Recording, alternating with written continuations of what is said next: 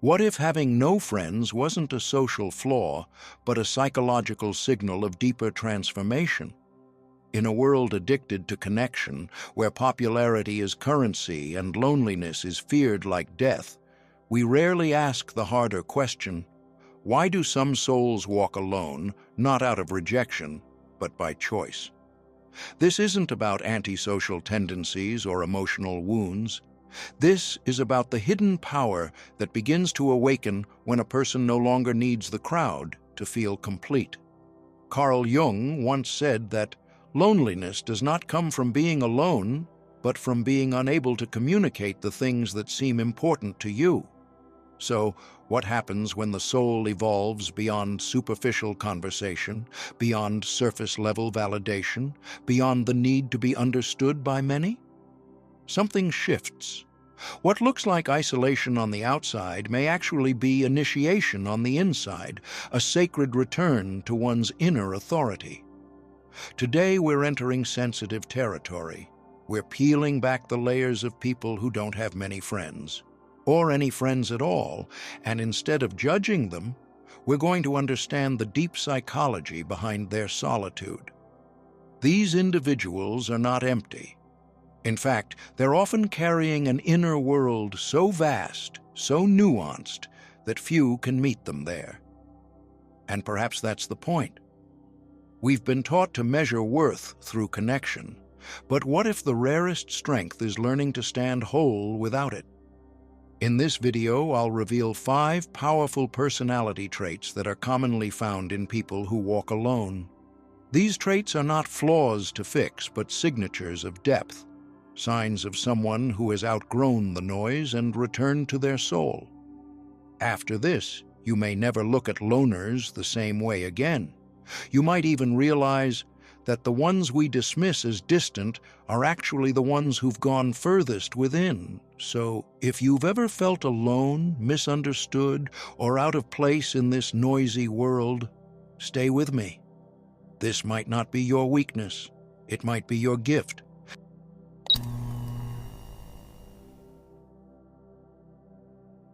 Have you ever wondered why authenticity feels so unsettling to people who have built their identity on approval? Why does someone who refuses to bend, to please, or to perform unintentionally expose the insecurities of everyone around them? This is where we begin, because the first personality trait often found in people with few or no friends is something far more powerful than most realize. It is authenticity. Not the surface-level kind people like to post online, but the deep, uncompromising authenticity that comes from listening to one's inner voice rather than the noise of the world. In real life, most individuals spend their entire existence adjusting themselves to fit in. At work, they soften their opinions. In social settings, they hide their true preferences. Even within their families, they shrink parts of their personality to avoid conflict. That constant shape-shifting becomes a way of life, and yet the cost is enormous. Jung often warned that every time we betray our inner truth to maintain harmony outside of us, we fracture ourselves. We lose a piece of our soul to keep a connection that does not feed us. Now think of those who walk alone, not because they cannot connect, but because they refuse to abandon themselves in order to do so. These individuals have a different internal compass. They do not mold themselves to fit into circles that require inauthenticity as an entry fee. They do not dilute their opinions, dreams, or depth to be easier to digest. They live with a quiet, powerful loyalty to their truth. And that kind of loyalty creates a natural separation. Not everyone can stay. In modern society, authenticity has become rare. People speak about it, but very few practice it. It is difficult to be authentic when survival depends on likability, when careers depend on maintaining a persona, when relationships depend on emotional compromise, and when the culture rewards conformity far more than truth. To remain authentic in such a world requires courage, real courage. So it is no surprise that many of the people who have fewer friends are often those who refuse to betray themselves for companionship. Jung believed that the self will always rebel against falseness. It may start as restlessness, a sense of being drained in certain groups, a quiet anger when you cannot speak freely, or a deep exhaustion after spending time with people who misunderstand your essence. Eventually, the soul makes a decision. It stops choosing crowds that demand masks and begins choosing solitude that allows truth. And in that shift, authenticity becomes a sanctuary. But let us ask an honest question. Why does authenticity frighten others? Why does someone who is simply themselves get labeled as intimidating, distant, or too much? According to Jung, when you live authentically, you hold up a mirror. Others see in you the courage they have not yet embraced. They see the parts of themselves they have silenced. They feel the weight of the personas they rely on, and that reflection can feel uncomfortable. Not because you are doing anything wrong, but because you are doing what they cannot. So the next time you meet someone who walks alone, consider this possibility. Maybe they are not isolated. Maybe they are simply unwilling to betray their truth for companionship. Maybe the absence of friends is not proof of lack, but proof of depth. And perhaps the real question is this: are they alone, or are they finally free?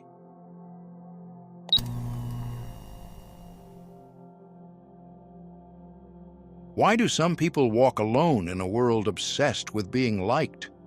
In today's culture of instant gratification, followers, and shallow connections, it's easy to mistake popularity for worth. But some souls are simply not designed for small talk or surface-level bonds. They crave depth. They're the kind of people who would rather sit in silence than waste energy on meaningless noise. And this deep need for substance often leaves them alone, not because they are unlikable, but because they are unafraid to be misunderstood. In real life, this shows up in quiet ways. They turn down invitations that feel fake. They don't force smiles or laughter when their spirit feels heavy. They listen more than they speak. They carry the weight of conversations others are too afraid to have. And slowly, as they walk through life, they begin to realize that their emotional honesty disqualifies them from the kind of popularity that thrives on performance. Carl Jung once said that the most terrifying thing is to accept oneself completely. People with few friends often walk this path toward radical self-acceptance. They refuse to shrink themselves to fit into shallow circles. They know that their sensitivity, their longing for truth, and their emotional intensity are not flaws to hide, but flames to protect. Jung would call this the process of individuation, the journey of becoming who you truly are, even if it means standing apart from the crowd. And this is where the paradox lies. The more true they are to their own soul, the more alone they often become. Not because they are broken, but because they no longer pretend. In a society addicted to the image of happiness, these individuals seek the roots of it. In a world that rewards conformity, they choose integrity. And for that, they may be left out of the party, but they are not left out of meaning. So the real question is this: what is more painful, being alone or being surrounded by people who never really see you? And what if loneliness is not a punishment, but an invitation to finally meet yourself, stripped of noise, free from performance, and anchored in something real? If you've ever felt like you don't belong, as you see through the surface when others are satisfied staying on it, you are not broken. You are just deep. And in a shallow world, depth is often mistaken for distance. But maybe the people who feel the loneliest are actually the ones most ready to love and be loved, authentically. What do you think? Have you ever traded popularity for peace? And did you find something deeper waiting on the other side?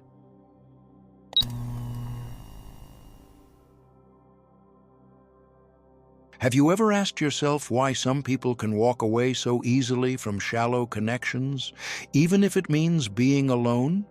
In today's world, where friendship is often measured by followers and notifications, few people truly stop to ask whether the bonds they keep are nourishing or simply convenient. But those who have few friends often see the truth most overlook. Not all connections are meant to be kept. Selectivity in relationships is not coldness, it is discernment. It is the sacred act of honoring your emotional energy as something valuable, not to be squandered on those who cannot meet you in your depth. In real life, we often keep ties out of guilt, habit, or fear of abandonment. How many of us stay in draining friendships simply because we don't want to seem too much or too distant? We shrink to fit into social circles that never truly saw us, speak carefully so as not to offend, and give time to people who would never return the favor. This quiet self-betrayal is common, but the few who walk a lonelier path understand something powerful. Peace is better than performance. To protect your inner world, you must become selective with who is allowed into it. Carl Jung believed that relationships are mirrors of the unconscious. When we unconsciously attract people who disrespect our boundaries or reflect our wounds, it is not a coincidence. It is a call to awareness. The emotionally mature person, especially one who has chosen solitude over superficiality, begins to see this pattern. They no longer crave connection for connection's sake. They crave resonance, truth, and mutual respect. Jung wrote that the meeting of two personalities is like the contact of two chemical substances. If there is any reaction, both are transformed. So why continue seeking reactions with those who bring no transformation? Why keep opening your heart to those who refuse to meet you halfway? Selectivity is not about ego, it is about evolution. When you heal, your soul begins to reject what once felt familiar. You start noticing how small talk exhausts you, how fake laughter burns, how unreciprocated care leaves scars. And slowly, you stop chasing. You stop explaining your worth. You begin observing more, trusting your instincts, and waiting. Because you know that a real connection cannot be forced, it must arrive naturally, like rain after drought, quiet, refreshing, and life-giving. In the end, this kind of inner clarity may lead to fewer friendships, but those that remain are solid, rooted, and deeply rewarding. It is not about quantity, but alignment. A single friend who honors your truth is worth more than 100 who only show up when it's easy. And perhaps this is the deeper gift, not having many friends, but having the right ones. Do you dare to set such high standards for your heart? Or are you still negotiating your worth just to avoid the echo of solitude?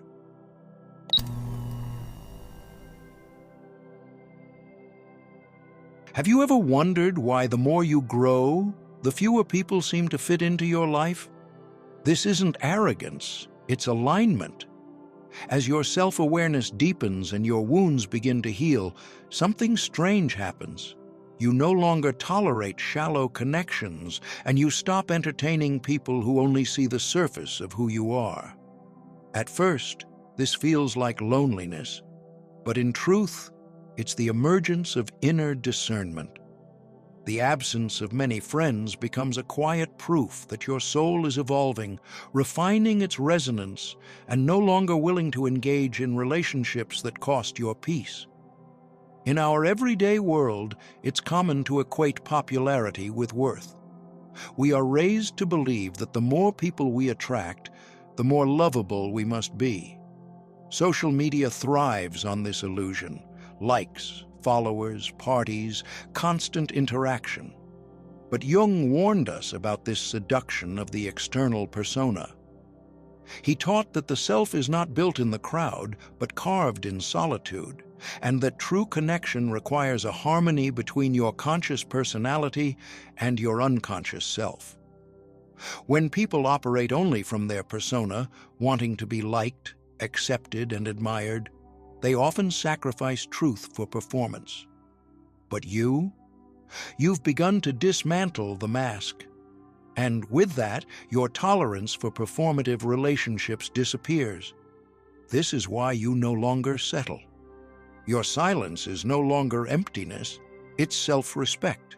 Your distance is no longer rejection, it's self-preservation. You've tasted the depth of your own spirit, so how could you return to conversations that lack soul? This transformation doesn't happen overnight. It's forged through disappointment, betrayal, and the slow awakening that not everyone who enters your life deserves to stay. You no longer chase people to prove your worth. Instead, you observe who reciprocates, who respects, who truly sees you. Carl Jung believed that one of the great tasks of individuation is to learn how to be in relationship without losing the self. And that's precisely what you've learned by walking alone. Every relationship that once drained you taught you what your energy is worth. Every moment you gave too much and received too little became the boundary you now honor.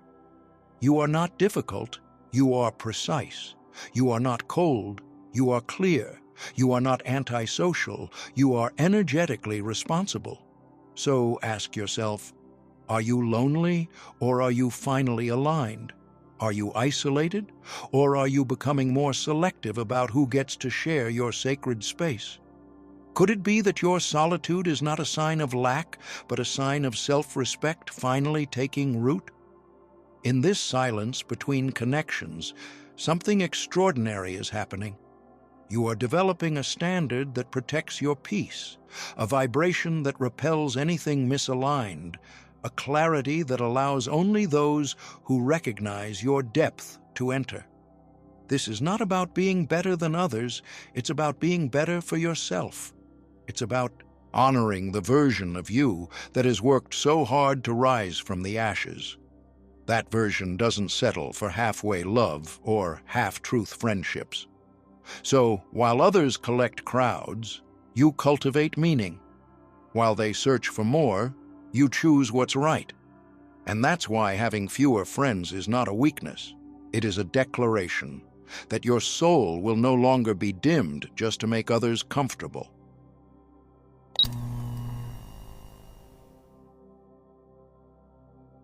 Have you ever wondered why the quietest seasons of your life often feel the most uncomfortable, and yet somehow the most transformative? At first, silence can feel like a void, a cruel reminder that the world has gone on without you. But Carl Jung would argue that this silence is not a punishment. It is a sacred incubation. In a culture that glorifies constant connection and stimulation, solitude is often mistaken for failure. We are taught to equate our value with how many people surround us, how many messages we receive, and how often we are remembered. But this constant noise only drowns out the deeper signal of the soul. Sometimes, losing your place in other people's lives is exactly how you find your place within your own. Think about the times you've sat in your own company with nothing but your thoughts, the discomfort, the ache, the haunting sense of emptiness. And yet, over time, that same emptiness slowly revealed something else, a deeper truth, a new insight, an unseen wound finally asking to be healed. Jung called this the withdrawal of projections, the moment when the world stops distracting us, and we are forced to meet ourselves. No longer blaming others, no longer running toward or away from anything, we begin to integrate.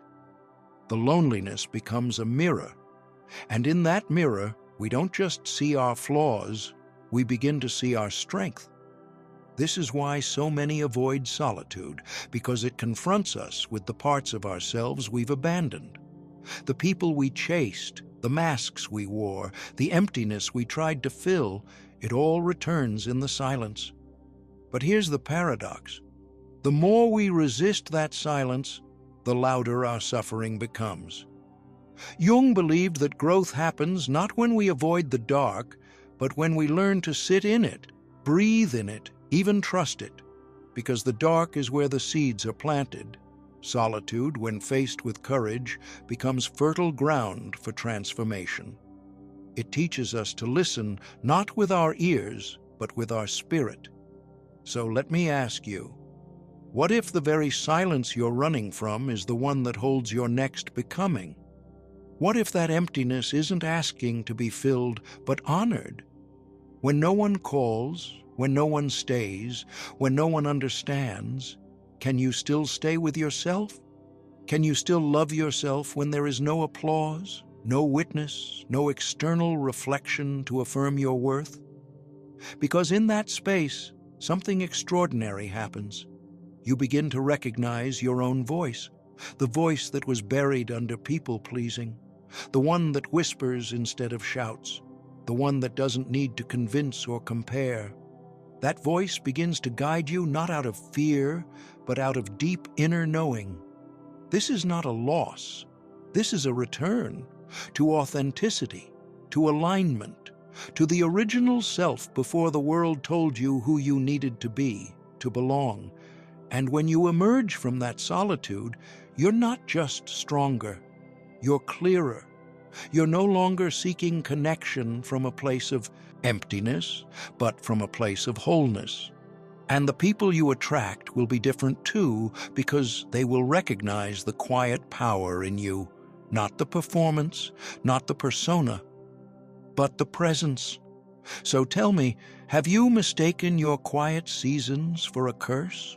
Or can you now see them as a chrysalis, where the caterpillar dissolves before it becomes the butterfly?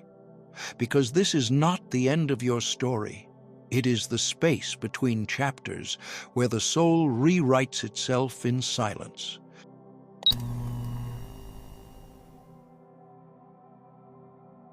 Have you ever felt like you were born speaking a different language from the world around you?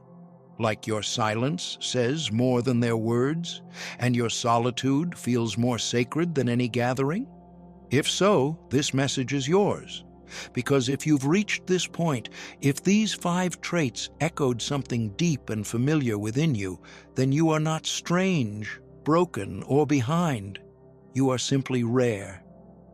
In a world obsessed with noise, performance, and belonging at any cost, you chose a different path. You chose self-awareness over popularity, depth over approval, and inner truth over outer image. That is not a weakness. That is evolution. Carl Jung spoke of individuation as the process of becoming whole by integrating the hidden parts of the self. And that journey is rarely crowded. It is not walked by many because it asks you to leave behind the masks, the roles, the need to be liked. It asks you to stand alone, to face the storm inside you, and to keep walking even when no one claps. But those who do, they become luminous from within. Their very aura disturbs what is false and awakens what is real. If you've ever been called too quiet, too intense, too sensitive, or too independent, it is often because your mere existence challenges unconscious norms. You are not just here to fit in, you are here to become. And so, let me speak directly to your heart. If friendships have fallen away, if your path has narrowed, if you feel like you're walking through a forest with no guide, trust this: the deeper the silence, the closer you are to your own soul. The farther you drift from the crowd, the nearer you draw to your own truth. You are not losing people, you are losing illusions, and what is left behind is not emptiness, but clarity. You begin to attract not company, but resonance, not attention, but connection, not many, but the right ones. The world needs you. It needs your stillness in the noise, your insight in the chaos, your depth in the shallows. You are not here to gather followers, but to shine as a lighthouse, to remind others that solitude is not exile, it is initiation. And your journey, no matter how lonely it seems at times, is not without purpose. It is preparing you to lead by energy, not by words, to heal by presence, not by fixing. To love by knowing yourself so completely, you no longer abandon your soul just to feel accepted. If this touched something in you, then share it, not for applause, but as a signal to other rare souls who feel unseen. Give this video a like if it reminded you of your worth. Subscribe to this channel if you crave more reflections that honor your inner world, and most of all, carry this message forward. You may never know who needed to hear it today, but your resonance matters. You matter. Thank you for being here, not just in this moment, but in this lifetime. Until next time, keep growing, keep glowing, and remember, the rarest souls always walk alone before they are recognized as the light. If this touched something sacred inside you, don't let it fade into silence. Like this video, subscribe, and turn on notifications. Your presence here is not just support, it's resonance. And if you feel moved to give back, your donation becomes a quiet but powerful gesture that helps keep this light alive for others still walking in the dark.